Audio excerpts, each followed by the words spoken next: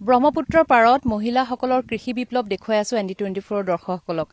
শোণিতপুৰ জিলাৰ বাপুভেটি অঞ্চলত উপস্থিত আছো আৰু এই বাপুভেটি অঞ্চলত জয়মতী FPCৰ অধীনত প্ৰায় 6 শতাধিক মহিলাই বিভিন্ন কৃষি কৰ্মত 2021 চনৰ পৰা আত্মনিয়োগ কৰিছে।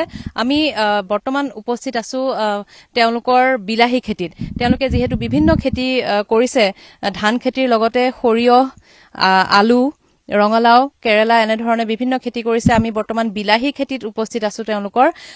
তেওঁলোকে জনোৱা মতে প্ৰায় 100 বিঘা মাটিত তেওঁলোকে বিলাহী খেতি কৰিছে। কেৱল বিলাহীয়ে নহয়, তেওঁলোকে মটৰৰ খেতি কৰাও আমি দেখিবলৈ পাইছো। তেওঁলোকে যিসমূহ ৰবি শস্য, প্ৰত্যেকটো ৰবি শস্যই তেওঁলোকে ইয়াত খেতি কৰি তেওঁলোকে বজাৰলৈ উলিয়াই দিবলৈ সক্ষম হৈছে। আৰু আমি তেওঁলোকৰ এই যি সংগ্ৰাম, তেওঁলোকৰ 2021 চনৰ পৰা যি খেতিৰ লগত তেওঁলোকে জড়িত হৈ বিভিন্ন সংগ্ৰামৰ মাজেৰে যি আজিৰ পৰিস্থিতিত আজিৰ পৰিৱেশ পাইছে, সেয়া আমি তেওঁলোকৰ মুখেৰে জানিবলৈ চেষ্টা কৰিছো, দেখুৱাবলৈ চেষ্টা কৰিছো। এয়া বিলাহী খেতিৰ লগতে তেওঁলোকে মটৰৰ খেতি কৰিছে, ৰঙালাও খেতি আছে আৰু তিতা কেৰেলাৰ খেতি আমি দেখুৱালো। আমি মহিলাসকল আছে, কৃষকসকল আছে, আমি তেওঁলোকৰ পৰা কিছু এই বিলাহী খেতিৰ বিষয়েও আমি জানিবলৈ চেষ্টা কৰিম। বাইদেউ, বিলাহী খেতি কেনেকুৱা হৈছে এইবাৰ? ভাল হৈছে এইবাৰ বিলাহী খেতি। ভাল হৈছে, ধুনীয়া হৈছে। কিমান মাটিত কৰিছে? 100 বিঘা মাটিত কৰা আছে। 100 বিঘা মাটিত? 100 বিঘা মাটিত ধুনীয়া বিলাহী হৈছে। বিলাহী ভাল হৈছে, মটৰো ভাল হৈছে, চব ভাল হৈছে এইবাৰ। কেনেকুৱা বিলাহী আপোনালোকে বীজ ক'ৰ পৰা আনে? কেনেকে বিলাহী খেতিটো কেনেকে আৰম্ভ কৰিব? বজাৰৰ পৰা আনো। বীজটো বজাৰৰ পৰা আনি তলত মানে ভেটি উঠাই দিওঁ। ভেটি উঠাই লৈ তাত গুটিটো পচাই দিওঁ, অলপ জংঘল দি ঢাকি থওঁ। এই জংঘলটো যেতিয়া পুলি উঠিব, জংঘলটো উঠাই দিওঁ। উঠাই দিয়াৰ পিছত পুলিটো অকণমান ডাঙৰ ডাঙৰ হৈ আহোঁতে তেতিয়া অকল গোবৰ দি মাটিটো ঠিকে থাকে, কোৰ মাৰি গাঁত খান্দি গোবৰ দি পুলিটো ৰুই দিওঁ। আপোনালোকে যিখিনি খেতি কৰে গোটেই খেতিতে আপোনালোকে কেৱল গোবৰ সাৰে ব্যৱহাৰ কৰোঁ আমি। বেলেগটো নিদিওঁ আৰু গোবৰ সাৰ দিওঁ। তাৰপিছত পুলিটো যেতিয়া ঠনধৰি আহিব, কোৰ কটাৰী মাৰি দিওঁ, মাটি চপাই দিওঁ। তেতিয়া বিলাহী ফুলি যাব, লাগি যাব। কষ্ট হয় যথেষ্ট, ঢেৰ কষ্ট। হাজিৰাও লাগে, ঘৰৰ মানুহো লাগো। তেনেকে কৰিতো প্ৰত্যেক বছৰে এনেকে খেতি কৰিয়ে আছো আমি।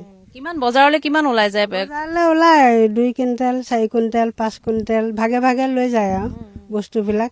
আজি গ'ল তেজপুৰলৈ, কাইলৈ গ'ল ঢেকীয়াজুলি সপ্তাহিক বজাৰ, নহ'লে শনিবাৰ বজাৰ। এনেকে লৈ পেলাই ভাগে ভাগে চব গুচি যায়। বিলাহীসমূহ যে বজাৰলৈ ওলাই যায়, বাইদেউ অকণমান আগুৱাই আহিব। বিলাহীসমূহ যে বজাৰলৈ ওলাই যায়, আপোনালোকে যিমান বিলাহী কৰিছে, দামসমূহ ভালকে পায়নে আপোনালোকে? পাওঁ, দাম প্ৰথমতে পাওঁ।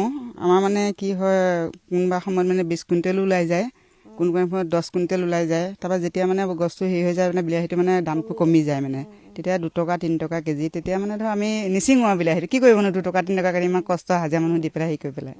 এনেই বিলাহীটোত হেৰি হয়, চব খেতিতে আছে, প্ৰফিট আছে। কষ্ট কৰোঁ তাৰ অনুযায়ী আমি। কষ্ট যিটো আপোনালোকে কৰে, সেই কষ্ট কৰি কেতিয়াবা মন ভাগি যায় নেকি যে খেতি কৰি? আৰু আমি সেইটো নাভাবোঁ কাৰণে এতিয়ালৈকে কৰিয়ে আছো খেতি। ধান খেতি কৰোঁ, সৰিয়হ খেতি কৰোঁ, এয়া চব মানে ইয়াত যিখিনি বস্তু আছে আমি গোটেইখিনিয়ে কৰোঁ।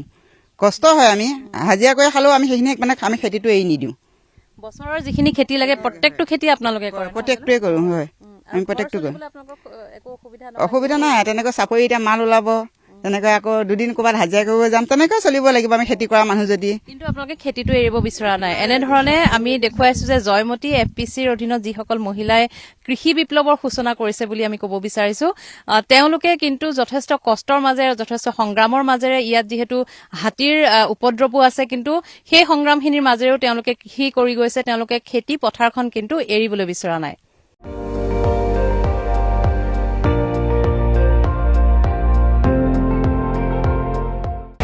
আপুনি চাই আছে ND24, সৰ্বশ্ৰেষ্ঠ নহয়, সৰ্বোত্তমৰ দৌৰ।